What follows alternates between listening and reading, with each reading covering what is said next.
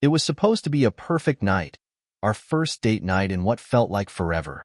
Between work, the kids, and just life in general, we hadn't had time to connect like we used to. I'd managed to get a sitter for the kids, and we'd picked a fancy new restaurant downtown. I was looking forward to the evening, not just for the food or the ambience, but because I knew my wife, Lily, was looking forward to it too. Lily had always been a stunning woman, beautiful, sharp-witted, and someone who had an energy about her that drew people in. When we first met, she was the type of woman that could command a room without even trying. I always thought that was one of the reasons I fell for her. She was confident, independent, and never afraid to speak her mind. It was refreshing in a world that seemed to prefer people to just blend in. But tonight, I could feel something else in the air. Something had been different with her for a while now. Subtle changes that I couldn't quite put my finger on. I told myself I was being paranoid, that it was just the pressures of life weighing on her. She still kissed me like she always did, still laughed at my jokes, still held my hand the same way.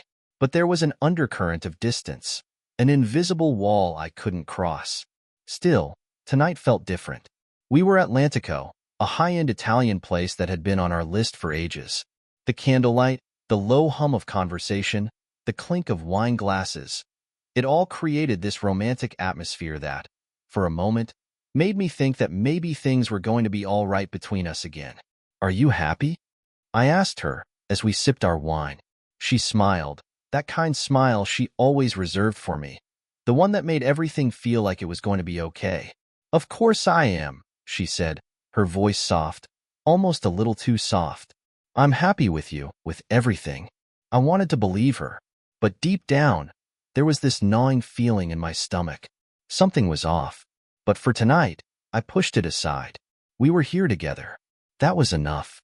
I glanced around the restaurant, taking in the people around us. It was busy for a Thursday night, mostly couples, some business dinners, a few families. Nothing unusual. But then I noticed him. A man sitting at a table just across the room, by himself. He looked like he was waiting for someone, but there was something about him that made me uncomfortable. He wasn't doing anything wrong, but he had this presence. He was tall, well-dressed in a suit, dark hair, chiseled jawline. The kind of guy you could imagine in a movie, the charming, dangerous type. And then I noticed the way Lily was looking at him. It was brief, a quick glance that I almost missed, but I saw it. Her eyes locked on him for a second longer than they should have. It was like she didn't realize she was doing it.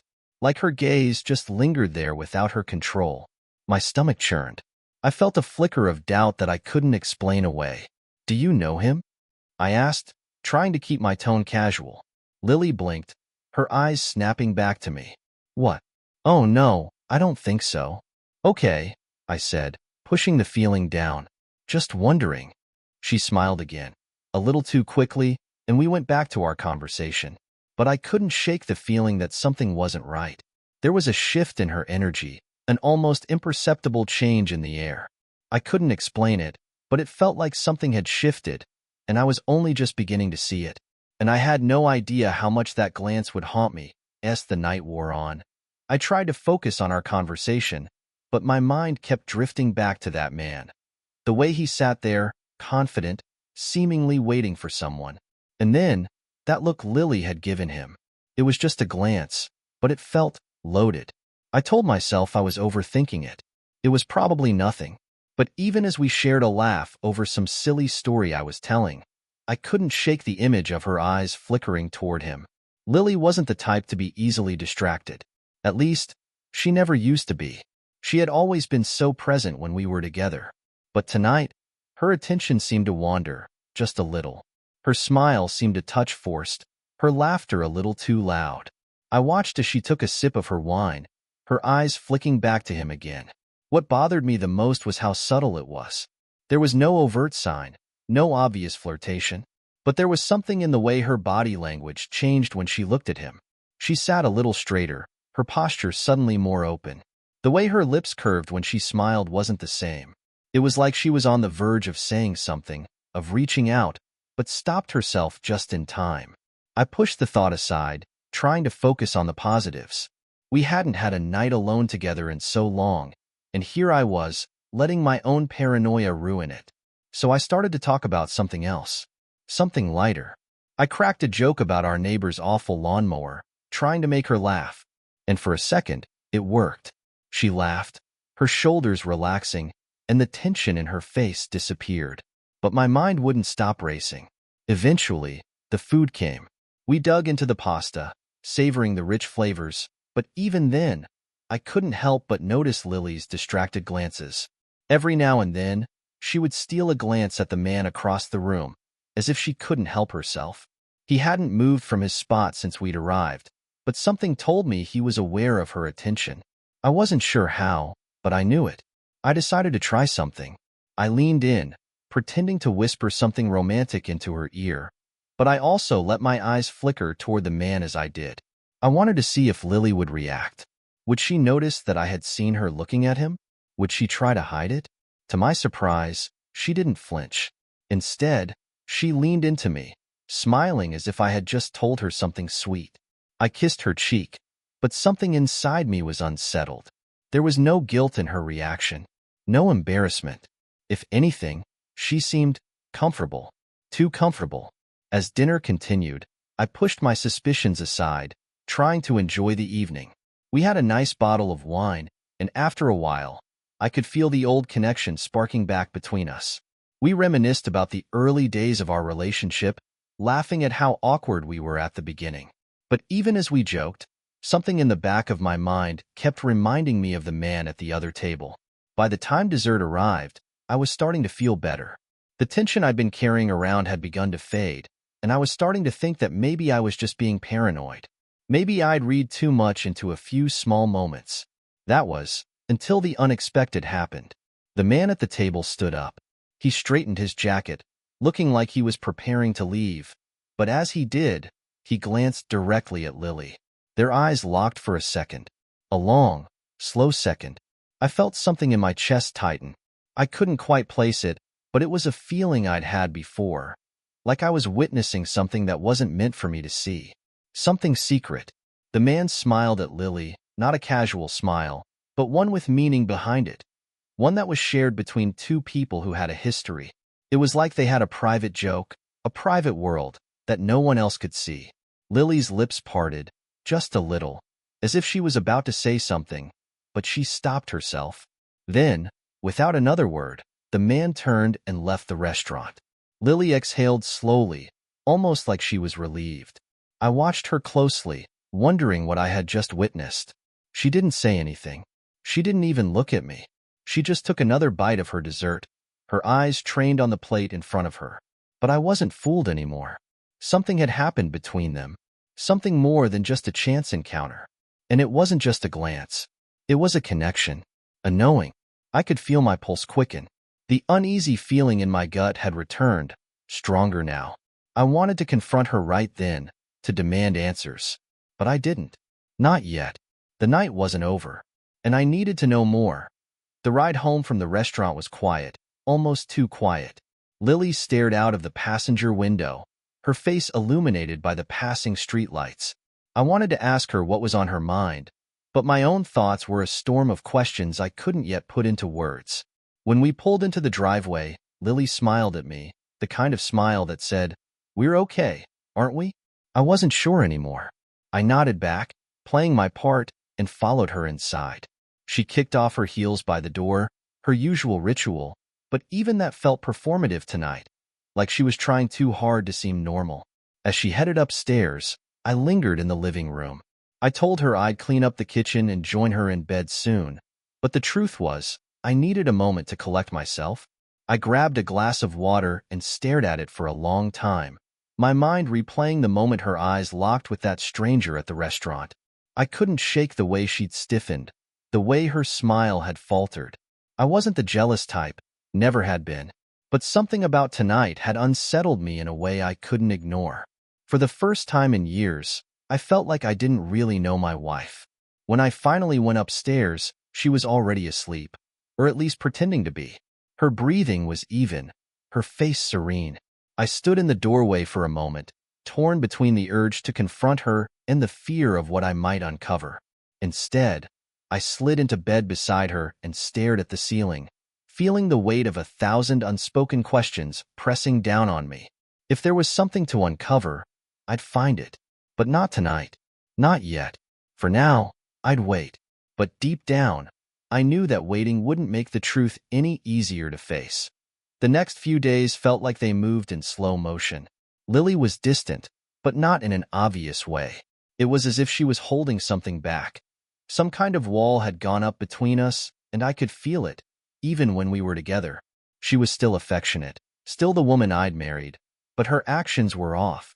Little things, like how she'd look away when I caught her staring into space, or the way her phone was never more than an arm's reach away. I told myself I was just overthinking things, that this was probably just a phase. But a part of me couldn't shake the nagging feeling that something wasn't right. On Thursday night, I decided to follow my instincts.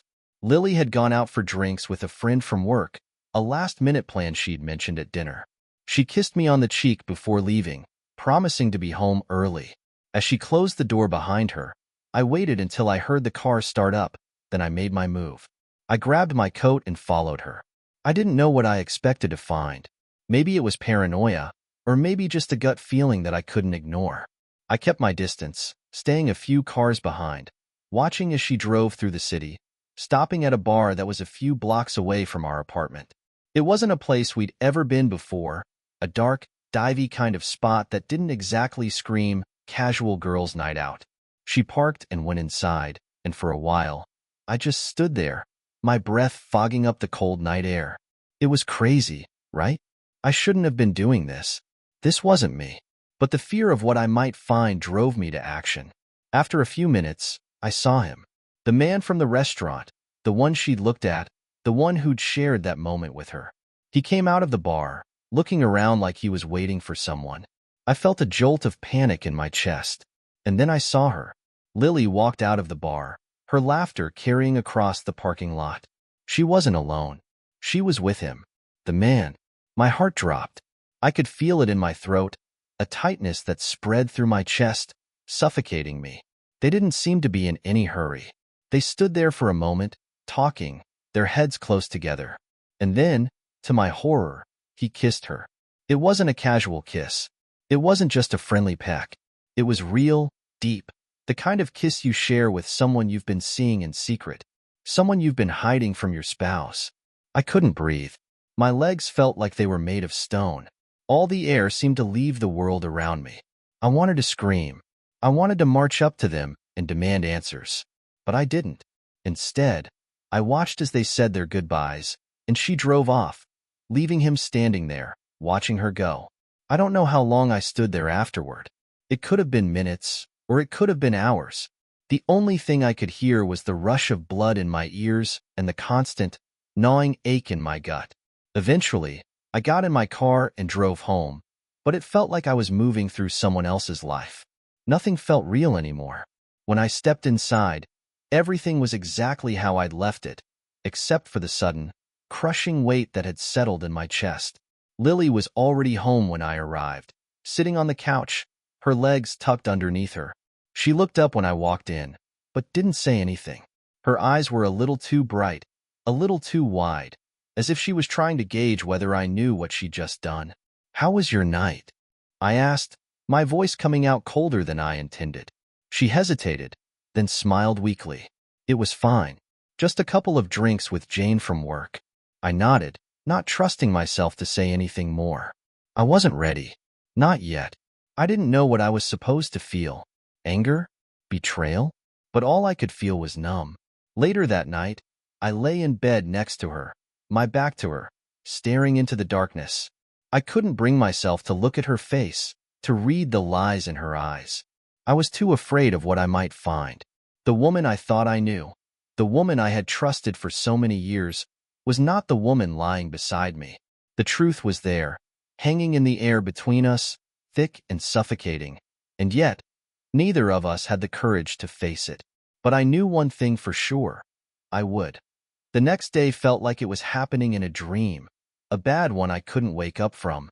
I couldn't stop replaying what I had seen, the kiss, the way they looked at each other. My mind kept going over the same questions. How long had this been going on?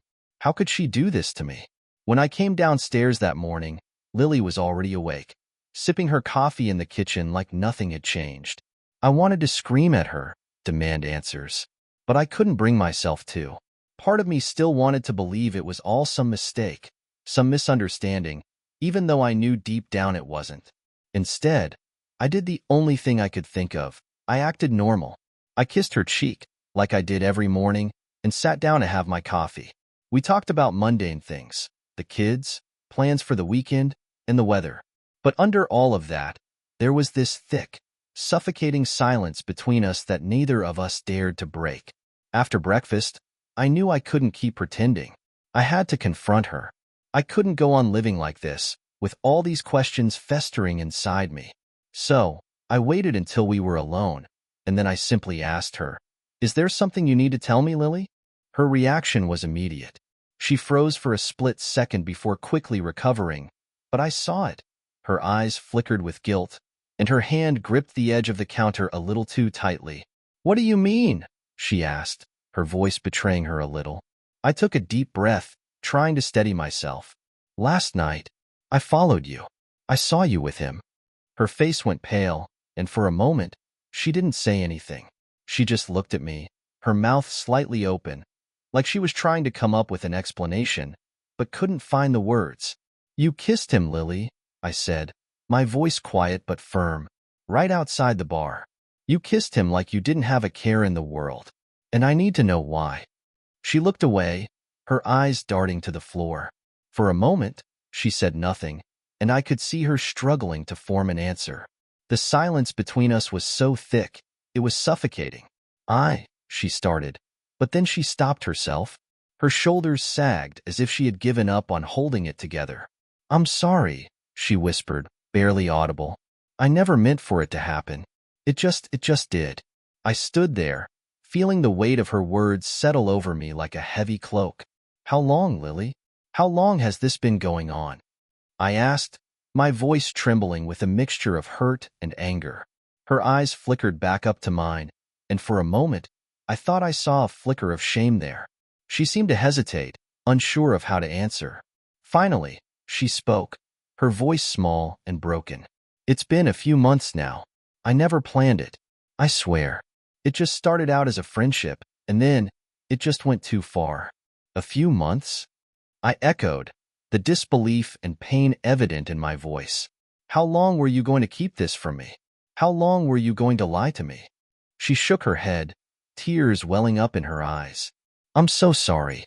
I never wanted to hurt you. I was just so lonely, and he understood me.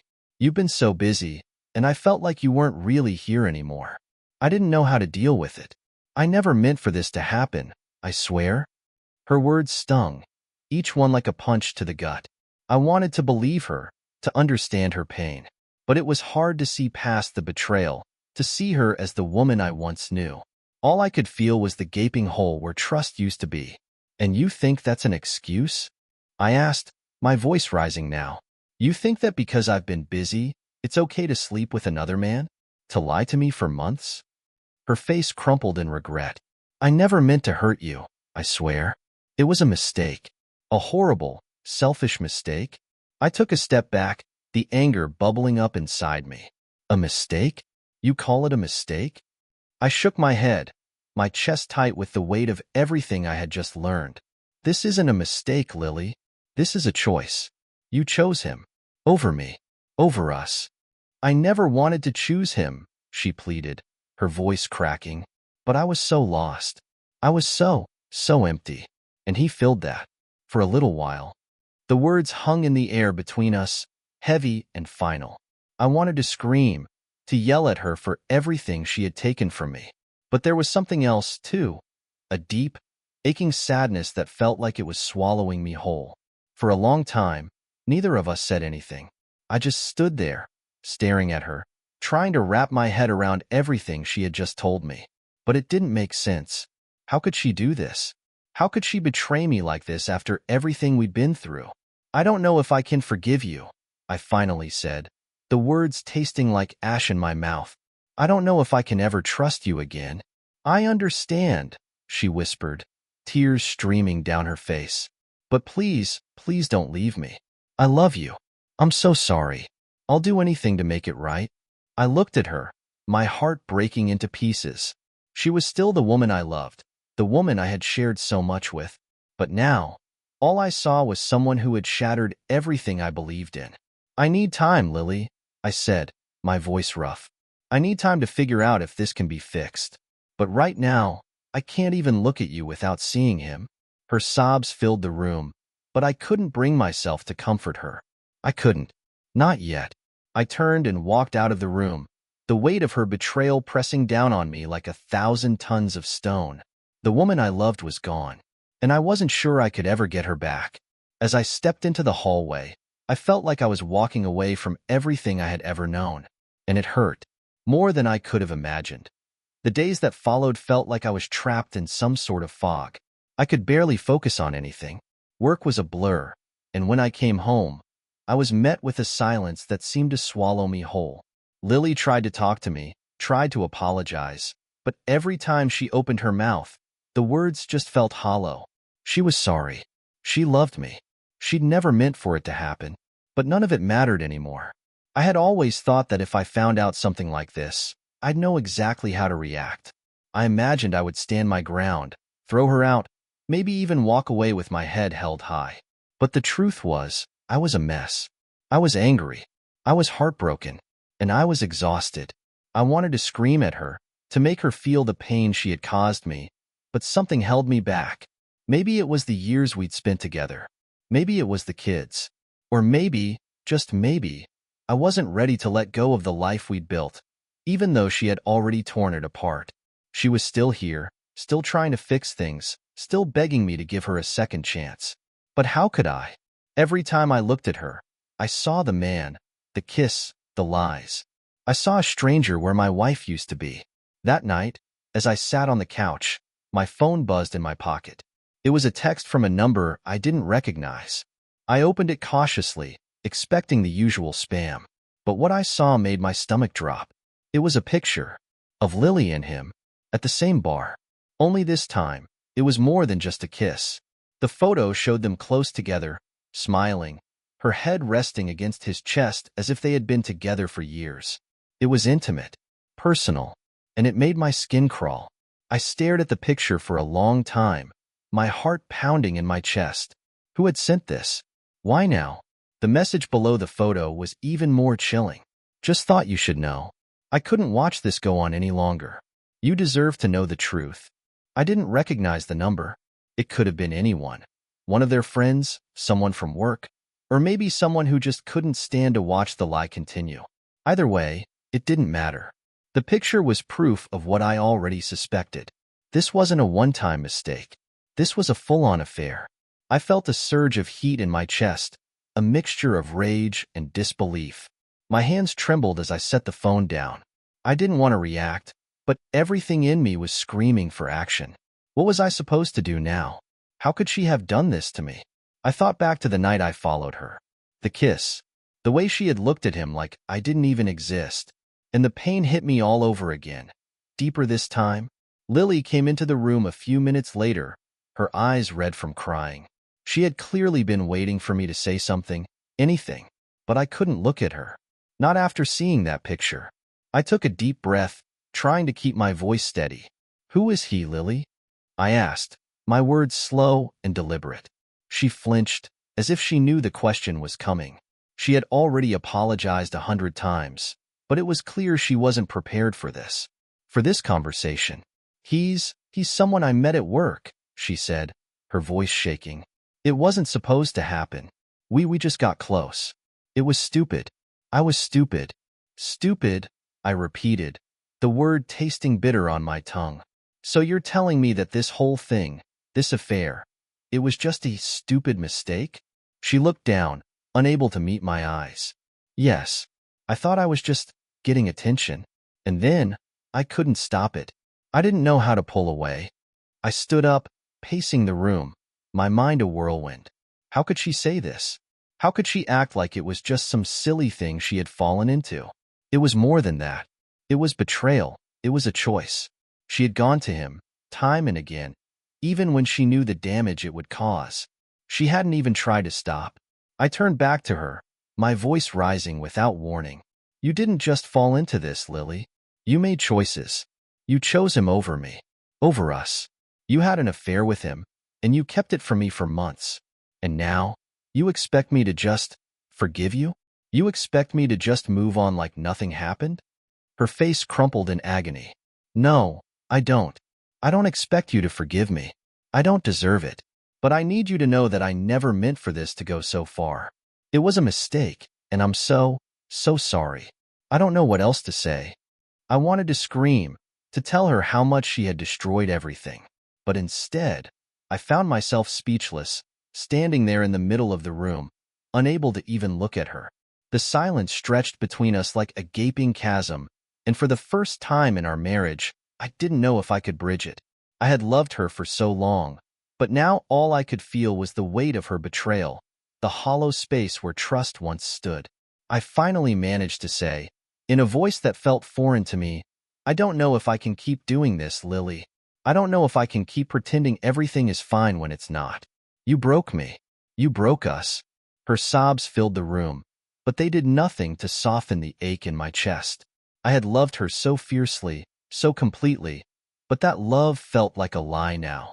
It was a fragile thing, a thing that had been shattered by her actions. And as I stood there, watching her cry, I realized that I had two choices ahead of me, to walk away or to try to rebuild what was left. Neither choice felt right. Neither choice felt like the man I used to be. The only thing I knew for sure was this: nothing would ever be the same again. The days that followed our confrontation were a blur. Lily did everything she could to fix things. Apologies, more apologies, and desperate attempts to rebuild what we once had. She asked me to go to counseling with her, to work through it. But I couldn't bring myself to even consider it. How could I sit in a room and pretend to listen to her explanations when all I wanted to do was run far, far away? I spent a lot of time at work. At first, it felt like a refuge from the storm at home. I could focus on something else, bury my emotions under the weight of meetings, emails, and calls. But as the days turned into weeks, I started to notice something. I wasn't the same man anymore. I wasn't the confident, strong person I used to be. Instead, I felt like I was losing myself, like I was drowning in her lies, in my pain. Lily would call and text constantly, asking if we could talk, if I could just come home. But each time I heard her voice, all I could think about was what she had done and how it was eating me alive. I could see her face, her tears, but all I could feel was the anger, the betrayal. It clouded everything. I tried to avoid her, to keep my distance, but she wouldn't give up. She was clinging to me like a lifeline, desperate for something that had already been broken beyond repair. I couldn't even look at her the same way. And so, I decided it was time to do what I had been avoiding. I would confront the situation head-on. I needed to make a decision once and for all, and I needed to stop being a passive bystander in my own life. If I was going to fix this, it had to be on my terms. I went home that evening, knowing we would finally have the conversation that would change everything. The house was quiet when I walked in. Too quiet. Lily was sitting at the kitchen table, staring at her phone, her fingers lightly tapping the screen. When she looked up, her eyes were red and swollen, like she hadn't slept in days. She opened her mouth to speak, but I held up my hand, signaling for her to stop. I can't do this anymore, Lily, I said, my voice firm, but carrying a weight of sorrow. I've been giving you time. I've been trying to figure out what I want, but I can't live like this.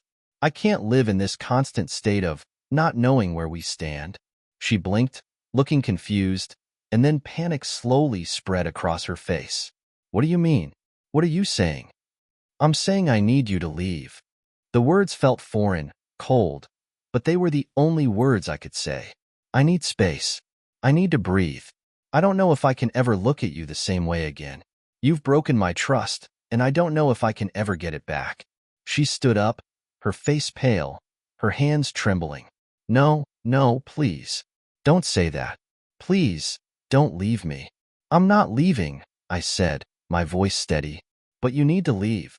I can't think with you here. With him hanging over everything we've built. I need space to figure out if I can even look at us anymore. She opened her mouth, but nothing came out. Tears began to stream down her face. I'm so sorry. I never meant to hurt you. Please, don't do this. But it was too late. She had already done it. I wasn't angry, not anymore. I was just empty. I don't know who you are anymore, Lily, I said quietly. I don't think I ever really knew you. With those words, I turned and walked out of the room. I didn't know if I'd ever truly leave her. But in that moment, I needed to feel something other than the ache in my chest. I needed to feel control again, and I couldn't get that with her here. Lily packed her things over the next few days. I barely spoke to her. She cried. She begged. She tried to reason with me, but it felt like talking to a ghost. She was already gone in my mind, and nothing she said could bring her back. One night, I was sitting on the couch, staring blankly at the TV, when my phone buzzed. It was a message from the same unknown number that had sent me the photo of her and him. I don't know if you're ready to hear this, but you need to know. She's still seeing him. I don't think you understand just how deep this goes. I felt my heart stop. How could she keep doing this to me? Was I that invisible? That expendable? I had already seen enough. I couldn't keep pretending. I closed my eyes, taking in a long breath. I knew what I had to do. It was time for revenge. I had always prided myself on being a patient man, a man who thought things through. But right then, I didn't want to think. I didn't want to be patient. I wanted her to feel what I was feeling. So, I started planning. I knew the first thing I needed to do was find out everything I could about him. I didn't know his full name, but I had a vague idea from the little bits she had mentioned. I needed to learn who he was, what he did, and how far their affair had gone. I had connections. People I could call, places I could go. Information was power, and I would use every bit of it to make sure she knew what it felt like to lose everything. I didn't have to dig too deep to find him. His name was Adam Collins. He worked as a project manager at a construction company, nothing extraordinary, but it didn't matter. What mattered was that he had ruined my life. I found his social media profiles, his work address, his phone number, his email. He was living the life of someone who had no idea he was about to get swept into a storm of consequences. He had been careless, and that would be his downfall. The more I learned about him, the more I realized how connected he was to Lily. She had met him through her work friend, the one she claimed was the reason for all this. Adam was more than just a flirtation. He had been the escape she had turned to when she felt unloved, when she felt ignored. And now? Now, he was going to pay. The first move was subtle, almost too simple. I sent an anonymous email to Adam's work.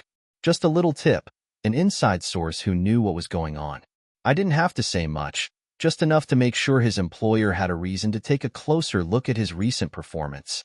He'd been slacking, taking days off, leaving early.